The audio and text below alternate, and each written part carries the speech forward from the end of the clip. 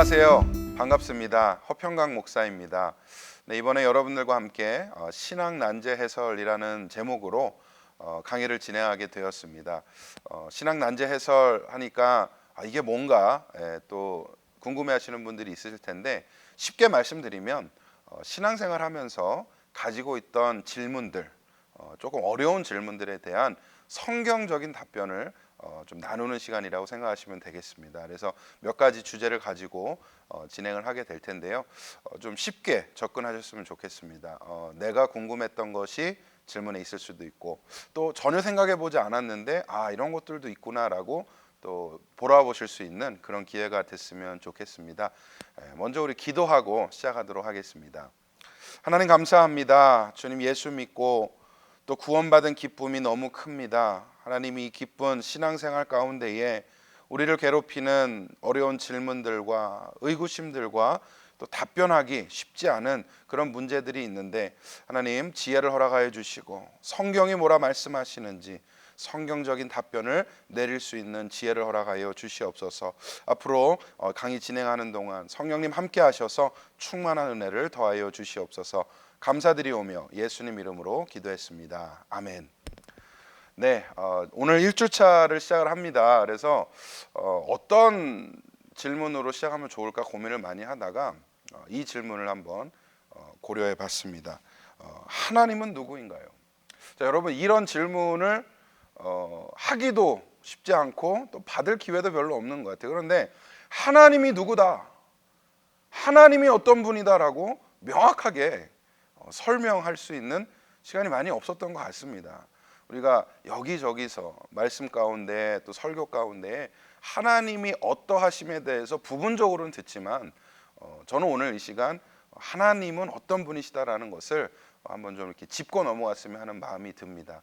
물론 이제 좀 실질적인 또 질문들이 있을 수 있어요. 그러니까 다음에 이제 시간 돌아오는 시간에 여러분들과 나눌 수 있는 안락사에 대해서 어떻게 생각하는지, 또 동성 결혼이 뭐가 문제인지, 요즘 사회를 시끄럽게 하는 이슈들에 대해서도 나눌 기회가 있을 겁니다. 그래서 여러분 좀 흥미롭게 생각하시고 참여해 주셨으면 좋겠고요.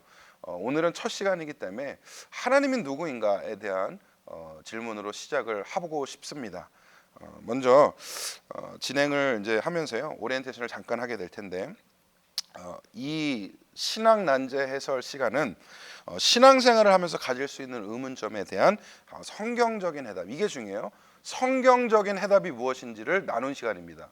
제 의견이 있을 수도 있고, 또 학자들의 의견이 있을 수 있고, 또 신앙적인 관점에 따라서 어떻게 또 볼 수 있느냐가 다 다를 텐데, 오해가 없으시길 바랍니다. 제 의견도 아니고 성경이 뭐라 하는지에 대한 부분들을 나누려는 그런 시간이 되겠습니다.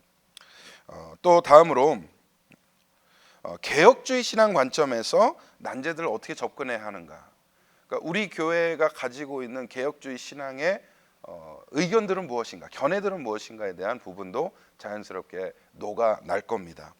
그리고 목적이 있어요. 이 강의를 하면서 또 이 강의를 들으면서 저는 이루고자 하는 일이 있다면 바로 이겁니다. 신앙과 생활에 합일이 있었으면 좋겠습니다. 신앙 따로, 세상에서의 생활 따로 그렇게 노는 것이 아니라 궁금했던 점들을 풀어가면서 신앙과 생활이 같아지는 그런 의미 있는 시간이 되기를 바랍니다. 그리고 예수님 안에 있는 우리의 이 신앙이 더욱더 확고해지기를 바랍니다. 질문 하나, 의심 하나, 의구점 하나가 사실 신앙을 많이 어렵게 할 수도 있거든요. 그런데 이번 기회를 통해서 조금 더 명확해지면서 신앙이 더욱더 굳건해지기를 소망합니다. 그리고 해결되지 않은 의문들이 있다, 성경에 대해서, 또 신앙생활하면서 이 믿음에 대해서 해결되지 않는 문제들이 있다 하면 그걸 놓고 같이 좀 기도할 수 있는 그런 시간도 되기를 기대합니다. 하나님은 누구신가? Who is God? 이라는 질문을 하면 다른 종교들은 아마 이렇게 대답을 할 것 같아요. 무슬림들은 알라다, 그들이 가지고 있는 유일신앙이죠. 알라다라고 얘기할 수 있고, 유대인들에게는 야훼다, 이스라엘의 하나님이다, 선민된 이스라엘만을 사랑하시고 또 구원하시는 야훼다라고 답할 수도 있겠고, 몰몬교들한테 물어본다 그러면 엘로힘이다, 이 엘로힘은 창조된 존재인데 점점 더 신이 되어갔던, 그래서 신이 된 그런 하나님이란 존재로 또 그들이 알고 있죠. 여러분들은 어떠십니까? 하나님이 누구인가요? 라고 물어봤을 때 어떻게 답변하시겠습니까? 참 어떻게 보면 어려운 질문이기도 하고 생각을 해봤던 그 기회들이 많이 없었을 것 같아요. 그래서 저 한번 주변에 물어봤습니다. 뭐라고 답변들 많이 하시는지. 많이 나온 답변들이 나보다 더 큰 존재, 이런 거에 대한 개념은 다 비슷하신 것 같아요. 그리고 만물의 창조주, 이 세상을 만드시고 운영하시는 하나님, 그리고 전능하신 존재, 뭔가 조금 희미하지만 뭔가 능력이 많으시고 크시고 이런 거에 대한 공통점들이 있었던 것 같아요. 그리고 이 답변도 많이 들었습니다. 하나님이 누구신가요? 하나님은 사랑이십니다. 우리 교회라 더 그런 것 같아요. 사랑의 교회이고 하나님은 사랑이시다라는 이 구절을 너무나 사랑하는 교회이기 때문에 또 이건 답변이 있었던 것 같습니다. 또 아버지, 이런 이미지들도 있고요. 하나님에 대한 이미지와 생각들은 각자 다 가지고 계실 것 같아요. 그런데 이런 그 하나님에 대해서 알아간다, 하나님을 알아간다라는 그 전제 아래 우리가 기억해야 될 부분들이 분명히 있습니다. 우리가 하나님을 안다라고 했을 때 이런 전제들이 존재한다는 것이죠. 먼저는 인정해야 돼요. 우리는 하나님을 다 이해할 수도 다 알 수도 없다라는 사실을 인정하고 시작해야 됩니다. 만약에 하나님이 진짜 창조주이시고 온 세계를 운영하시는 전지전능하신 그런 존재시다라고 그랬으면 이 부분이 자연스럽게 인정이 돼야 된다는 것이죠. 아무리 우리가 우리의 지혜와 우리의 지식을 동원해도 하나님을 다 안다라는 것은 불가능합니다. 그렇기 때문에 하나님이신 것이죠. 두 번째로, 사람이 하나님을 알 수 있다라는 것은 하나님이 현현하신 만큼만 알 수 있다라는 거예요. 그 말은 뭐냐? 하나님이 보여주신 만큼만 우리가 알 수 있다라는 것이죠. 우리가 스스로 하나님을 발견하고 하나님을 찾고 하나님이 어떠어떠 하시다는 걸 관찰하고 그럴 수 있는 존재가 아니기 때문에 하나님이 우리에게 보여주시고 현현하시고 리빌 하시는 부분만큼만 알 수 있다라는 전제가 분명히 있습니다. 또한 하나님은 본인을 현현하실 때 어떻게 하시느냐?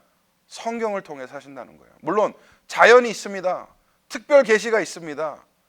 또 뭐 꿈에 나타나실 수도 있고 목소리를 들려주실 수도 있고 그런 걸 부인하는 것은 아닙니다. 그런데 일반적으로 우리가 하나님에 대해서 안다라는 것은 하나님이 기록하시고 계시하셨던 성경을 통해서 일반적으로 알 수 있다라는 것입니다. 그래서 오늘의 강의의 핵심은 성경 중심으로 하겠다는 거예요.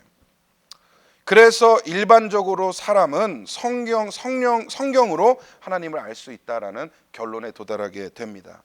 이 부분에 대한 오해가 없기를 바랍니다. 나는 하나님 기도하면서 음성을 듣고 꿈에서 보고 자연을 통해서 알고 가능해요. 그거 부정하는 거 아닙니다. 그러나 일반적으로 하나님의 어떠하심은 성경에 가장 잘 나타나 있다는 사실입니다.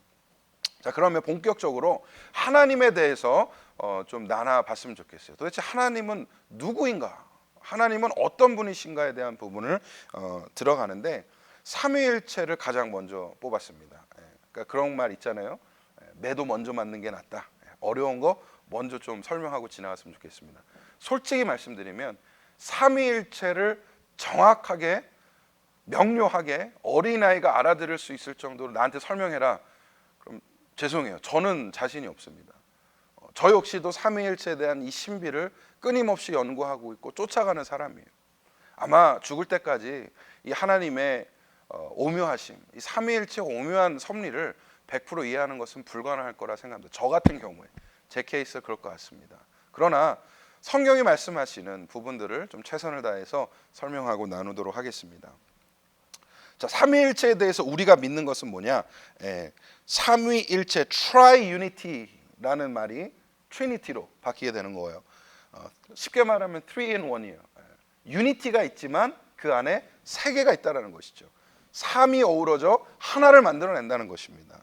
그래서 Triunity of the Godhead, 하나님의 신격에 세 파트가 있다는 것. 근데 그 세 파트가 온전한 하나를 이룬다는 것. 수학적으로는 설명이 안 됩니다. 어떻게 삼이 하나가 되고 하나가 삼이 되는지. 그러나 하나님의 존재가 그렇다는 것이죠. 자, 우리가 믿는 것이 이거라면 우리가 믿지 않는 것도 있습니다. 그건 뭐냐 하면 트라이티즘, 삼신론은 믿지 않아요. 세 분의 하나님이 계시다라는 사실은 믿지 않습니다. 우리는 오직 한 분 하나님만 믿어요.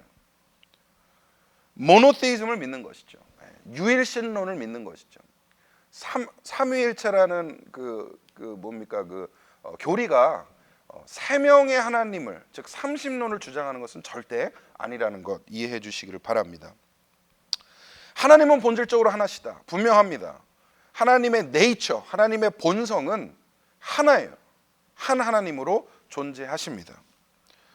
신명기 6장 4절에 이렇게 말씀하시죠. 이스라엘아 들으라, 우리 하나님 여호와는 오직 유일한 여호와이시니. 성경이 유일한 하나님을 말씀하고 있습니다. 사사기 44장 6절에서도 뭐라고 말씀하시느냐, 처음이요 나는 마지막이라, 나 외에 다른 신이 없다라고 말씀해요. 유일하게 존재하시는 신은 하나님 한 분이시라는 것이 성경에 분명히 나타나 있다는 것입니다. 그런데 이 한 신격에 하나님이 세 인격체로 존재하신다. Three personhood로 존재하신다. 참 신비한 일이죠. 이해하기가 쉽지가 않죠. 논리로, 과학으로 설명하기 어려운 부분입니다. 삼위일체 부분만큼은 정말 신앙적으로 접근하지 않으면 우리가 쉽게 받아들일 수 없는 부분인 것 같아요. 성부와 성자와 성령으로 존재하신다는 것 잘 알고 있으시죠? 그리고 각 위는 뚜렷한 역할을 갖고 계시다는 사실입니다. 성경에 나타나는 이 각 위, 세 위가 각자의 뚜렷한 롤이 있는 것 같아요. 성부 하나님, 창조주 하나님이시고 운영자이시고 만물의 주제이시고, 분명히 이번 부분들 여러분 성경을 통해서 잘 느끼실 것 같습니다. 그리고 결정적으로 뭐냐? 구원 계획을 디자인하시고 이끌어 가신다는 겁니다. 이게 성부 하나님이 하시는 일. 성자 하나님은 그 구원 계획을 시행하시고 완성하시는 분, 그리고 육신으로 이 땅에 오신 하나님, 우리가 이해할 수 있겠고요. 또 성령 하나님은 언제나 우리와 삶 가운데 개입하시고 주관하시고 또 지혜로 이끌어 주시는, 결정적으로 예수를 믿게 하는 그 역할을 감당하시는, 이 정도로 생각을 해볼 수 있을 것 같아요. 삼위는 각자 고유하고 동등한 관계로 한 신격체 안에 존재한다. 이게 전제입니다. 삼위일체를 성경이 직접적으로 얘기하는 구절은 없는 것 같아요. 그러니까 이 삼위일체라는 교리는 이제 바울을 통해서 또 그 후대 학자들을 통해서 개발되고 정리가 되었던 것 같아요. 근데 어느 성경에 삼위일체다라고 얘기하는 부분은 없어요. 그러나 이 삼위일체를 임플라이하는, 암시하고 가르쳐주는 구절들은 있습니다. 그래서 어떤 것들이 있는지 보면 마태복음 3장에서 예수께서 세를 받으시고 성령이 비둘기같이 나타나시고 하늘에서 소리가 난다. 사랑하는 내 아들이라. 성부 하나님과 성령 하나님과 성자 하나님이 한 장면 안에, 한 씬 안에 동등하게 나타나시는 이 예수님 세례 사건이 가장 대표적인 걸 할 수 있겠습니다.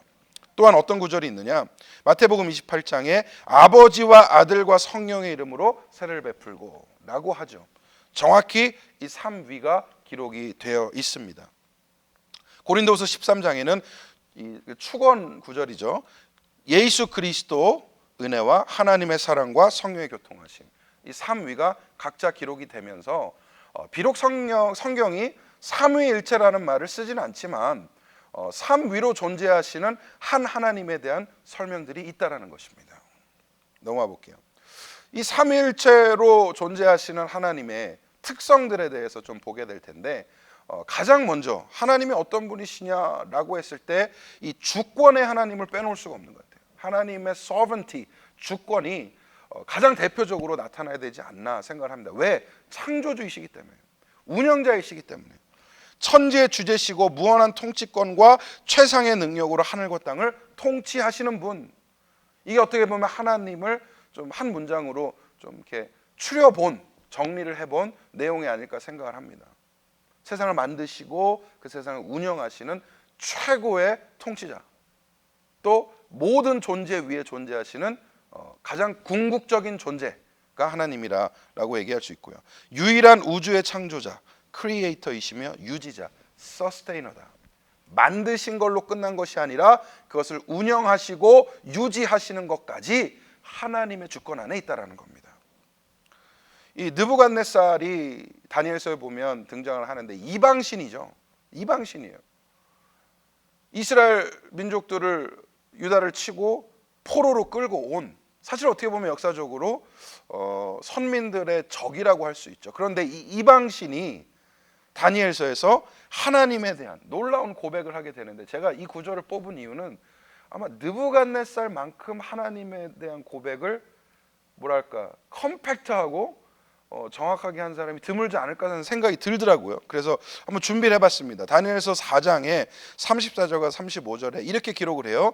느부갓네살이 얘기하는 거예요. 이방 왕이 그 기한이 차면 나 느부갓네살이 하늘을 우러러 보았더니 내 총명이 다시 내게로 돌아온지라. 이에 내가 지극히 높으신 이에게 감사하며 영생하시는 이를 찬양하고 경배하였느니 그 권세는 영원한 권세요 그 나라는 대대에 이르리로다. 땅의 모든 사람들은 없을 것 같이 여기시며 하늘의 군대에게든지 땅의 사람에게든지 그는 자신의 뜻대로 자기 뜻대로 행하시나니 그의 손을 금하는 자 혹시 혹을 이르기를 내가 무엇을 하느냐고 할 자가 아무도 없도다라고 기록을 합니다. 지극히 높으시니 주권에 대한 얘기, 영생하시니 하나님의 영원성을 얘기하고 있고요. 또 그 권세, 하나님의 놀라운 권세, 그리고 자기의 뜻대로 하나님의 본인의 의지로 뜻대로 이 세상을 운영하신다라고 하나님의 주권에 대한 놀라운 고백을 하고 있는 것입니다.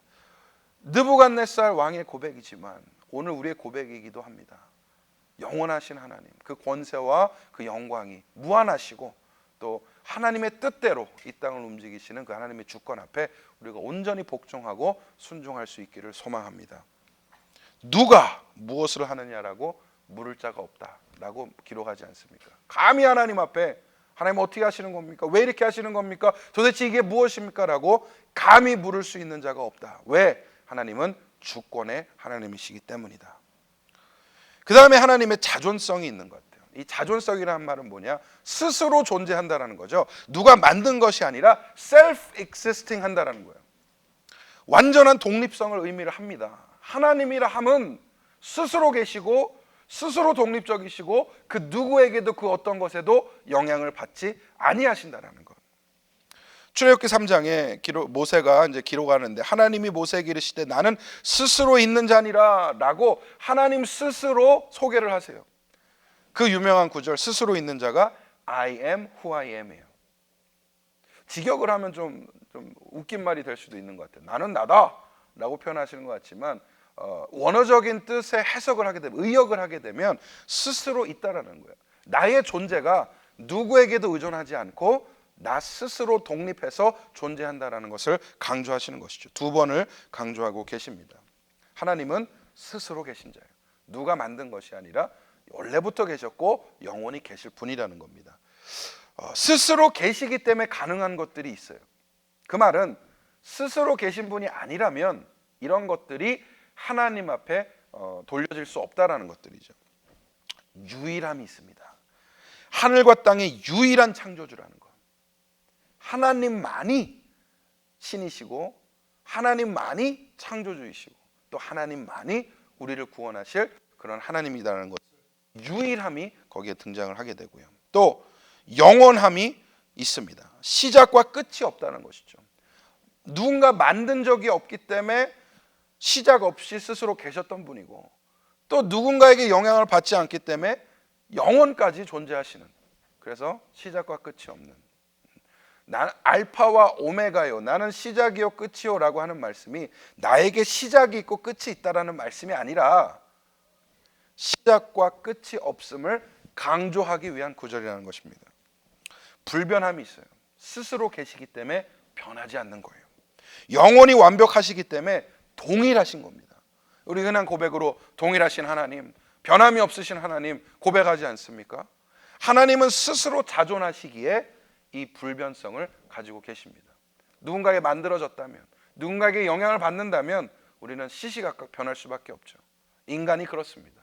그러나 하나님은 그렇지 않으시고 불변하시다는 것. 자, 그리고 이어서 보면 무한함이 있어요. 무한하신 본질로 인해 성장이나 발달이 이루어지지 않습니다. 그걸 경험하시는 분이 아니에요. 존재하는 것 모든 것이 무한하신 하나님으로부터 나온 것입니다. 세상의 만물은 유한하죠. 오직 하나님만이 무한하십니다. 그리고 전능하세요. 무한한 힘으로 만물을 다스리시고 유지하심이 나타나는 거예요. 그러므로 하나님 외에 모든 것은 하나님께 의존할 수밖에 없습니다. 전능하시기 때문에 전능하지 못한 피조물들은 전능한 하나님 앞에 의존할 수밖에 없는 것이죠. 나는 하나님 필요 없어. 나는 내 주먹을 믿고 살아. 내가 맞닥뜨려서 해결하지 라고 얘기할 수 있는 게 인간적으로 보면 뭔가 멋있어 보여요. 로맨틱해 보여요. 그러나 본질적으로는 맞는 말이 아니죠. 유한한 존재가 무한한 존재에 의존하는 것, 그것이 은혜이고 그것이 복이라는 겁니다. 하나님을 의존할 수밖에 없는 삶을 살고 계십니까? 감사하시기를 바랍니다. 그게 하나님이 우리에게 주신 은혜이고요, 또 지음받은 바 된 우리 인간으로서의 본분 아닐까 생각합니다. 하루하루 주님께 더 깊이 의존하시고 하나님께 매달리시는 삶을 사시기를 바랍니다. 무한하신 하나님께서, 스스로 계신 하나님께서 은혜로 우리를 인도하실 줄 믿습니다. 넘어가 보겠습니다. 영존하시고 자존하시기 때문에 또 이게 중요해요. 자족하세요. 하나님의 자족성이에요. 자존하시죠. 스스로 존재하세요. 그렇기 때문에 자족하세요. 다른 게 필요 없는 것이죠. 하나님 한 분만으로 하나님은 존재하실 수 있고 스스로 자족하실 수 있다는 거예요. 존재 유지를 위해 필요하거나 의존할 것이 전혀 없습니다. 하나님의 존재를 유지하기 위해 들어가야 될 것이 아무것도 없다는 것이죠. 영향을 받지 않기 때문에 스스로 계신다고 했잖아요. 그렇기 때문에 그 존재를 유지하는 데 필요한 것은 없다는 거예요. 그런데 하나님이 원하시는 것은 있죠. 하나님이 마땅히 받으셔야 될 영광 받으시기를 좋아하세요. 그리고 합당하십니다. 인간의 본분이 뭡니까? 창조받은 이유가 뭡니까? 자족하시는 하나님께 영광 돌리기 위함 아닙니까? 자족하시고 자존하시지만 여전히 우리와 관계를 맺고 싶어 하시고 우리를 사랑하시는 하나님, 얼마나 놀랍습니까? 그럴 이유가 없으신 하나님인데도 불구하고 사람을 만드시고 사랑하시고 구원하시고 함께 나와 살자, 영원히 나와 동행하자 라고 부르시는 사랑의 하나님이시라는 겁니다. 놀라운 하나님의 오묘한 존재의 비밀이 거기에 있다는 것이죠. 이어가 볼게요. 외부적인 요소들, 특히 피조 세계의 것들로 영향받지 않으십니다.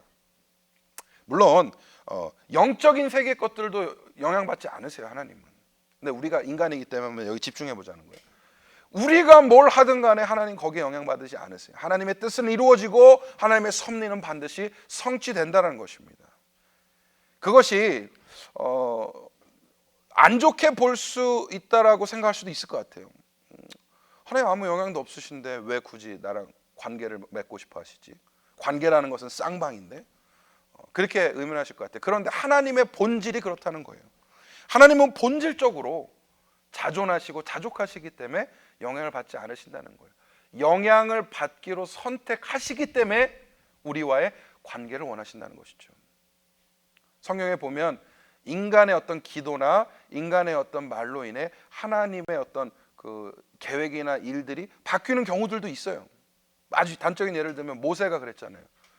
금송아지 섬기는 백성들을 보고 하나님이 진노하시니까 다 쓸어버리겠다 그러니까 하나님, 모세가 매달리잖아요. 차라리 생명책에서 내 이름을 지우시더라도 백성은 살려주옵소서. 하나님의 마음을 바꾸세요. 영향을 안 받는다는 것은 이 구속사적인 역사적인 테두리 안에서의 어떤 움직임과 역사의 이동들은, 흐름들은 뭐 하나님의 뜻 가운데, 하나님의 섭리 가운데 바뀔 수 있겠죠. 그러나 본질적으로 하나님은 존재론적으로 외부 요소들로부터 영향을 받지 않으신다는 겁니다. 완전하시고 불변하시기 때문에 따라야 할 기준이 없기 때문이죠. 하나님이 기준이고 하나님이 법인 것이고 하나님만이 유일한 기준, 완전하고 불변하신 그런 존재다라는 것 잊지 마시기를 바랍니다. 이사야 40장 28절에 하나님이 이렇게 말씀합니다. 영원하신 하나님 여호와 땅끝까지 창조하신 이는 피곤치 않으시며 곤비치 않으시며 명철이 한이 없으시며. 그러니까 피곤하지 않다, 곤비하지 않다, 이런 것들은 스스로 하나님은 자족하신다는 거예요. 영향을 받지 않으신다는 겁니다. 졸리면 자야 되고 배고프면 먹어야 되고 그런 존재가 아니라는 겁니다. 자, 다음은 하나님의 편재성이에요. omnipresence라는 말인데, 이제 영어를 여러분 이제 포함을 한 이유가 굉장히 잘 알려져 있는 교리이기 때문에 그래요. 여러분 아시면 좋겠다는 생각이 들어서. 근데 편재성이란 말이 도대체 무슨 뜻이지라고 의문 가질 수 있는데 영어 보면 쉽습니다. omni, 이 접두어는 all이란 뜻이 omni, 모든, universal한, all이란 뜻이고 presence란 말은 아시죠? 어떤 계심, 임재 뭐 이런 뜻일 거예요. 그러니까 하나님은 어디에나 계신다는 얘기예요. 편재성을 얘기하고 있는 겁니다. 근원이 없어요. 시작이 없고 창조자가 없어요. 하나님이 창조자예요. 그리고 무한하시기 때문에 어디에나 동시에 계신 것이 가능하다는 거예요. 아, 목사님 뭐 물리적으로 이해가 안 돼요. 논리적으로 이해가 안 돼요. 그럴 수 있어요. 그런데 이때까지 얘기했던 하나님의 특성들을 되돌아보면 하나님 자존하시고 자족하시고 또 하나님 근원이 없으세요. 만든 자가 없어요. 무한하세요. 전능하세요. 그렇기 때문에 어디에나 계시다는 겁니다. 그것이 가능하다는 것이죠. 피조 세계에 하나님이 안 계신 곳은 없는 줄 믿습니다. 믿으시면 아멘. 저는 이게 신앙생활 하면서 우리가 가장 쉽게 잊어버릴 수도 있음과 동시에 반드시 잊지 말아야 하는 중요한 사실 같아요. 왜냐하면 때로는 하나님이 안 계신 것처럼 살아요. 이 자리에 하나님이 안 계신 것처럼 말하고 행동하고 사람들을 대합니다. 하나님이 안 계신 것처럼 머리에 생각들이 돌아가요. 마음에 하나님이 안 계신 것처럼 감정들을 품습니다. 그러나 하나님은 어디에나 계세요. 지금도 내 옆에 계시고 또 온라인으로 이 강의를 진행하지만 이 온라인을 통해서도 하나님께서는 역사하시고 또 하나님 존재하신다는 겁니다. 이 믿음이 우리 가운데 흔들림이 없었으면 좋겠어요. 그래서 매일매일 매 순간이 코람데오 하나님 앞에서의 신앙이 되기를 바랍니다. 자연의 일부가 아닌 초월하신 분이라는 것이죠. 자연적인 법칙이 하나님께는 적용이 되지 않아요. 시편 139편 7절에 이 기록을 합니다. 내가 주의 영을 떠나 어디로 가며 주의 앞에서 어디로 피하리까? 내가 하늘에 올라갈지라도 거기 계시고 수월에 내 자리를 펼지라도 거기 계시니라. 하늘과 땅 그 어느 곳에도 하나님이 안 계신 곳이 없다라는 것입니다. 다음에 하나님의 특성은 뭐냐? 하나님의 전지성이에요. Omniscience, All Knowing이란 뜻이죠. 하나님의 지식은 무한하고 완벽하고 시공간을 초월합니다. 하나님이 안다라는 것은 사실 우리의 개념으로 생각하면 이해할 수가 없죠, 당연히. 왜냐하면 우리 지식은 제한적이고 우리가 알 수 있는 것은 극히 소수에 머물기 있기 때문입니다. 그러나 모든 것을 만드시고 모든 것을 운영하시는 하나님 앞에 지식은 무한하다는 것이죠. 이사야 46절 10절에 내가 시초부터 종말을 알리며 하나님의 말씀이에요. 아직 이루지 않은 일들을 옛적부터 보이고, 이 보이고와 알리며가 같은 동사입니다. make known이에요. make known. 하나님이 아시고 그것을 알게 하셨다는 뜻이죠. 알게 하시기 위해서는 반드시 하나님이 먼저 아셔야 되는 것입니다. 그래서 하나님은 전지하시다라고 그래요. all knowing이라고 합니다. 그런데 넘어가기 전에 제가 이 전지성에 대한 또 좀 부가적인 얘기를 하고 싶은데, 사실 오늘 시간이나 이 분량 때문에 넣지를 못했어요. 그런데 전지성 안에 또 다른 특성이 존재합니다. 뭐냐면 omnisapience. 그 말은 뭐냐? all wise란 말이에요. 똑같은 전지예요. all knowing과 all wise란 말이 어떻게 보면 뭐 비슷하지 않나요? 똑같은 전지하다라는 특성 아닌가요? 근데 all wise, 하나님은 전지하시다, 전부 지혜로우시다라고 표현하면 될 것 같아요. 이 omnisapience는 또 다른 특성인 것 같아요. 아는 것도 다 아시지만 모든 일에 선하시고 지혜롭다라 하시는 것. 그 부분도 이 전지성에 들어가 있다라는 것을 기억해 주셨으면 좋겠습니다. 시편과 욥기에 이런 구절들이 있어요. 한번 읽어보시고 하나님의 전지성을, 하나님께서 지식을 가르치겠느냐, 누가 능히 하나님께 지식을 가르치느냐, 다 아시는 분께 무엇을 가르칠 수 있겠느냐라고 고백하지 않습니까? 하나님의 전지성, 너무나 중요한 하나님의 특성 중에 하나입니다. 그 다음에 하나님의 이제 전능성, omnipotence. 여러분이 전능하신 하나님이란 말을 우리가 워낙 잘 알기 때문에 나는 하나님 전능하시다는 거 다 알아, 이해해 라고 하는데 한번 정리를 좀 해봤어요. 모든 것 위에 전능하며 뜻하신 일을 반드시 이루심. 전능하시기 때문에 못할 것이 없으시고요. 그 말은 동시에 하나님의 뜻은 반드시 이루어진다는 거예요. 하나님이 계획하시고 이루고자 하시는 일은 전능하시기 때문에 반드시 이루신다는 거예요. 사람하고의 큰 차이가 있습니다. 우린 계획하고 진행할 수 있어요. 그러나 그것을 이룰 수 있다는 보장은 전혀 없습니다. 그 보장이 어디서부터 오느냐? 하나님의 은혜로부터 오는 거예요. 전능하신 하나님께서 그 전능하심을 나에게 보여주사 나로 하여금 하나님의 역사를 이루신다는 것이죠. 내가 이룰 수 있다는 것은 아무것도 없다. 이 고백이 우리 신앙의 중요한 부분입니다. 여호와께 능하지 못한 일이 있겠느냐? 반문하는 것이죠. rhetorical question이죠. 수사학적 문제예요. 이거는 하나님이 능치 못한 일이 없다라는 게 아니죠. 오히려 능치 못할 일이 없다라는 것을 강조하는 것입니다. 땅과 옥에 충만한 것과 세계와 그 가운데 사는 자들은 다 여호와의 것이로다. 하나님으로부터 나왔고 하나님에게 속해 있으며 하나님 없이는 존재할 수 없다라는 사실이 성경에 분명히 드러나 있습니다. 그런데 하나님이 전능하세요. 전능하다는 전제는 뭐냐? 못하는 일이 없어야 된다는 건데 하나님도 못하는 것이 있다라는 겁니다. 자, 근데 이 말을 잘 이해하셔야 돼요.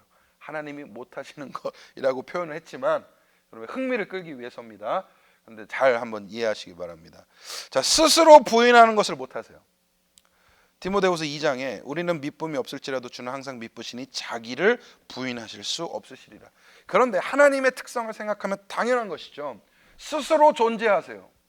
자존하세요. 그리고 자족하세요. 누가 만든 사람이 없어요. 그렇기 때문에 부인할 수가 없는 거예요. 스스로를. 하나님은 온전하시고 완벽하시기 때문에 스스로 모순을 일으킬 수 없다는 겁니다. 그래서 스스로 부인하는 것을 못하신다. 죄 짓는 것을 못하신다. 온전히 선하시기 때문에 죄를 지으실 수도 없고 죄를 방관하실 수도 없다는 것. 그러니까 한마디로 죄와 하나님은 같이 존재할 수 없다는 것이죠. 하박국 1장에 주께서는 눈이 정결하심으로 악을 참아보지 못하시며 패역을 참아 보지 못하시거늘 이라고 기록하고 있습니다. 유혹받는 것도 불가능해요. 야고보서 1장에 사람이 시험 받을 때 내가 하나님께 시험 받는다 하지 말지니 하나님은 악에게 시험 받지도 아니하시고 친히 아무도 시험하지 아니십니다. 하나님은 악에게 시험을 받지 아니하신다라는 거. 인간은 끊임없이 유혹과 시험 가운데 살아가지만 하나님은 유혹받지 않으시고 시험받지 않으신다. 그리고 말씀이 얘기하죠. 하나님 앞에 시험 받는다라는 말을 함부로 하지 말라라는 것입니다. 우리가 연약한 부분들이 많을 것이고 또 우리의 말과 행동 가운데 나타나는 결과들이 있을 것이고 한데 때론 돌아보기를 원해요. 아마 그런 생각들을 해봤던 것 같아요. 너무나 쉽게 이게 시험이다, 연단이다라고 정리하고 넘어간 것들이 너무 많은 것 같아요. 내가 잘못한 일임에도 불구하고 거기에 대한 당연한 결과임에도 불구하고 마치 나를 미화하기 위해서 나는 지금 고난받고 있는 거야, 연단받고 있는 거야 라고 스스로 정의하고 넘어갈 때가 너무 많지 않나. 하나님 시험받지 않으세요. 우리랑은 다르십니다.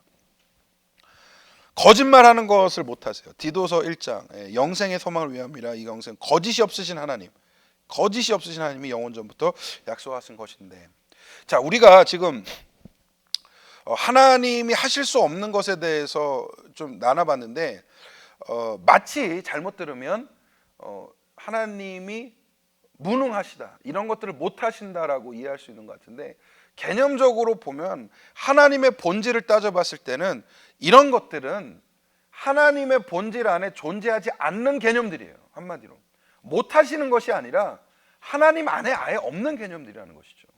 왜? 죄에서 나온 것들입니다. 죄적인 것들이에요. 거짓말하고 유혹받고 뭐 이런 것들은 죄로 인해 생겨난 문제들인데 하나님 죄가 없으시기 때문에 하나님 안에는 존재할 수 없는 개념이라는 것이죠. 그래서 한마디로 뭐냐, 하나님의 무능이 아니라 하나님의 완벽하시기 때문에 자기 모순을 못하신다는 것을 지적해주고 싶은 거예요. 존재의 본질을 벗어나는 것을 이행할 수 없습니다. 하나님 본질 안에 있는 것들이 전부이기 때문이죠. 하실 수 없는 것들이 오히려 하나님 되심을 확립해요. 만약에 하나님이 이런 것들을 하실 수 있다라고 그러면 하나님이 아닐 수도 있다는 겁니다. 하나님이 온전하신 하나님, 우리가 알고 있는 하나님이기 때문에 하실 수 없는 것들이 오히려 그 하나님 되심을 더욱더 명확하게 확립할 수 있다라는 것 기억해 주시기 바랍니다. 결론적으로 얘기를 좀 나눠보고 싶은데 여러 가지 여러분들과 얘기를 나눴던 것 같아요. 하나님의 어떠하심이라고 물론 이제 다 다루지는 못했습니다. 하나님의 어떠하심은 뭐 사실 좀 많죠. 하나님이 어떻다. 여러분들이 기존에 가지고 계셨던 개념들과 조금 다른 부분도 있을 수 있고요.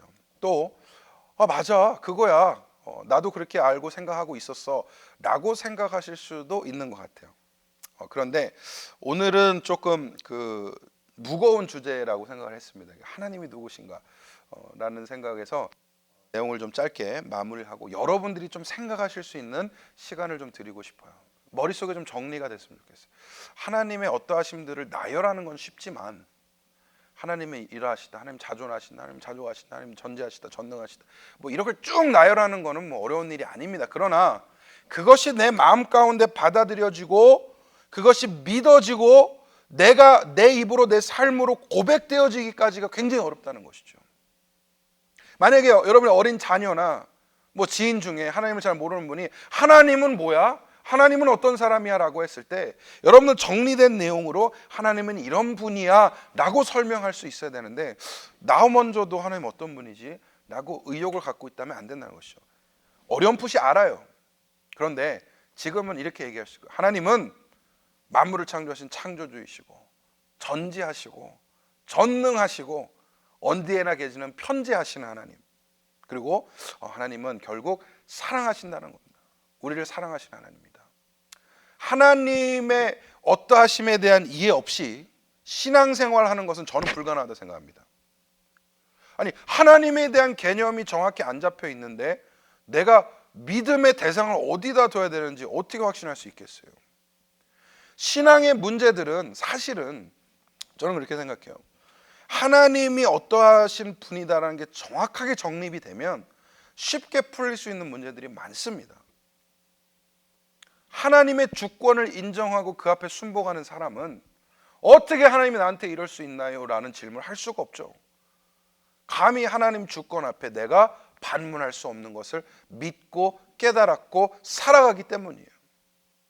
또 하나님의 어떤 무한하심과 시공간을 초월하심을 안다면 이런 질문들 있잖아요. 여러분 뭐 들어보셨는지 모르겠는데 하나님은 선악과를 따먹을 줄 알면서 왜 아담과 하와가 죄질 거 알면서 선악과를 만들어 놓으셨대요? 앞에 일어날 일을 아시면서 왜 그 전에 그렇게 하셨대요? 라는 질문들을 많이 해요. 믿지 않는 사람들이 더 그렇죠. 근데 저는 하나님이 어떠하신 분인지에 대한 정확한 개념이 있으면 그 질문 자체가 성립이 안 된다고 생각해요. 하나님은 무한하세요. 하나님 앞에 시간이라는 것은 사실 의미가 없는 것이죠. 개념이 없는 것이에요. 우린 항상 A부터 B라는 일직선상의 시간적인 개념을 가지고 생각하니까 왜 B에 일어날 일을 A에 하셨나요? 알면서 이러셨나요?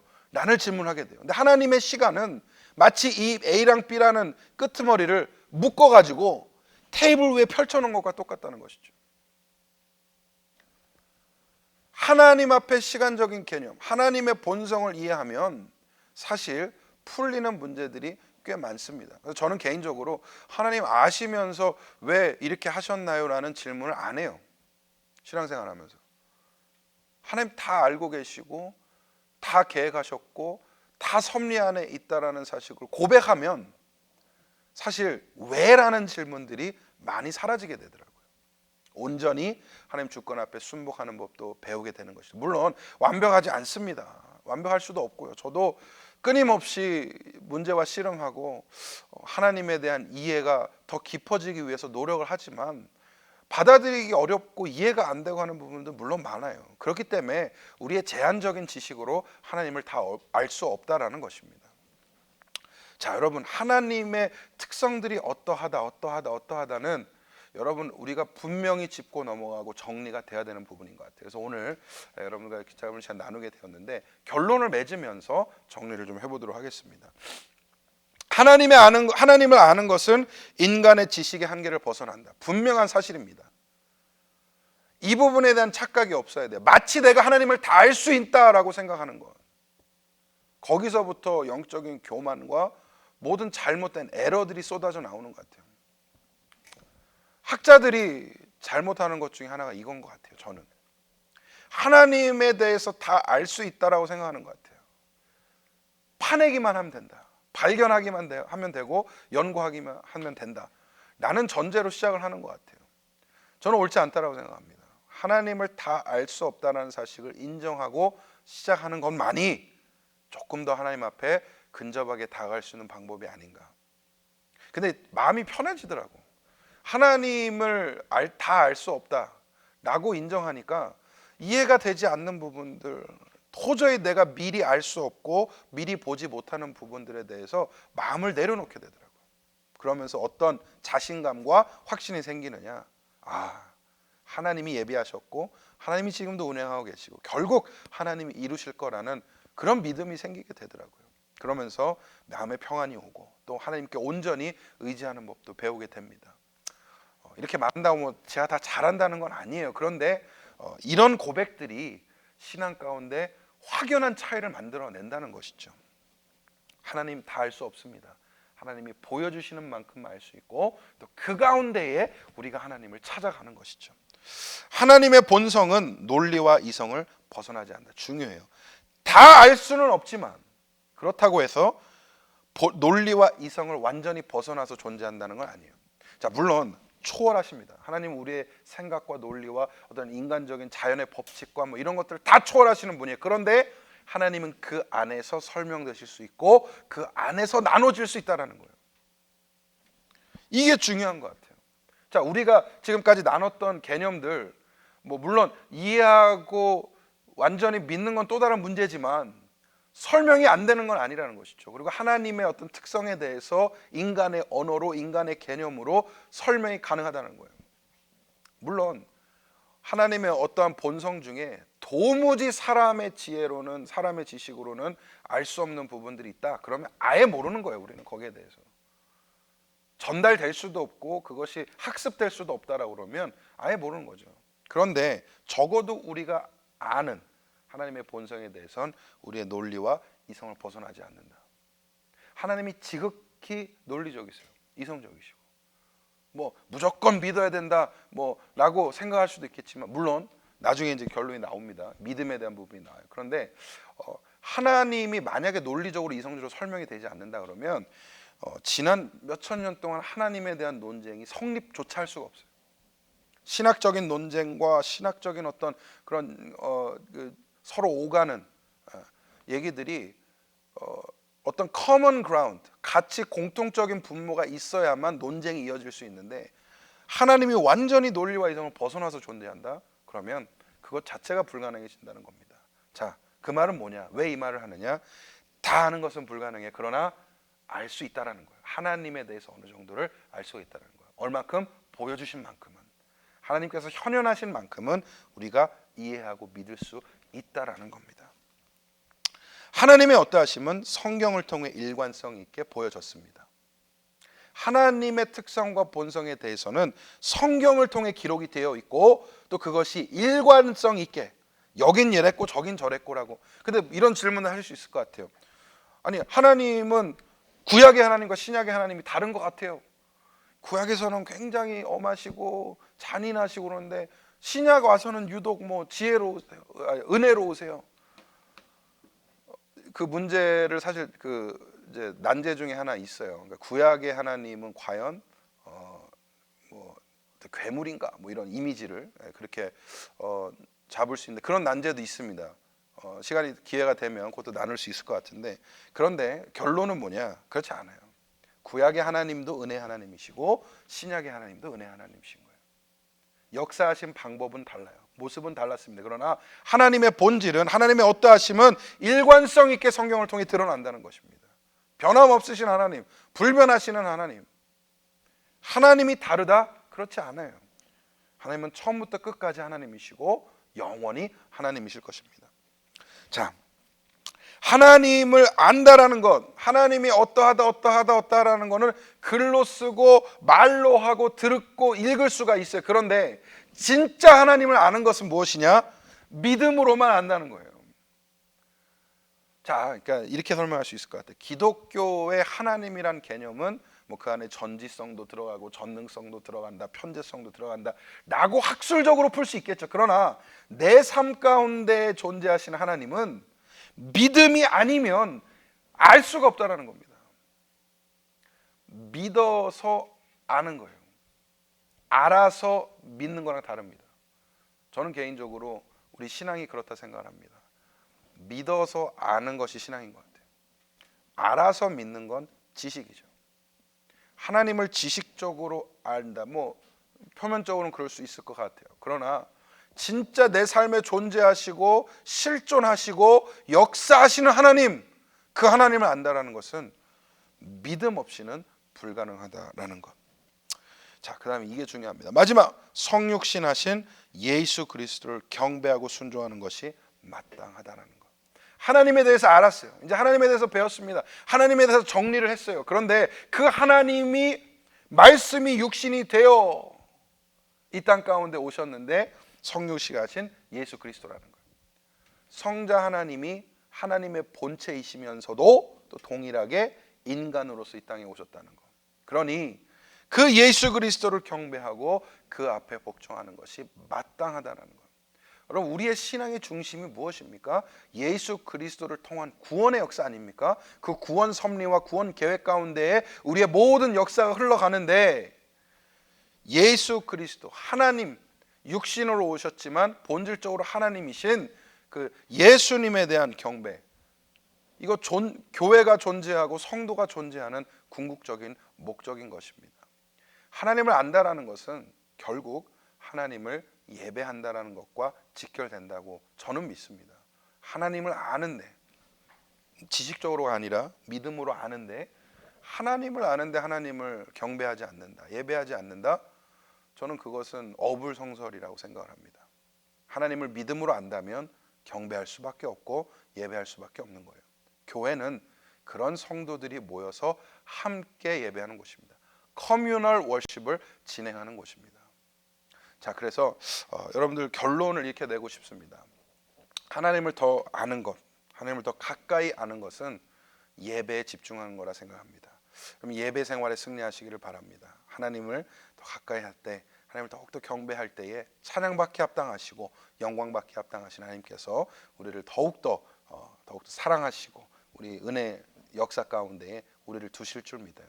저는 그렇게 믿어요. 내 주먹을 믿어라 하는 사람, 다시 묻고 싶어요. 그 주먹으로 바위를 쳐보십시오.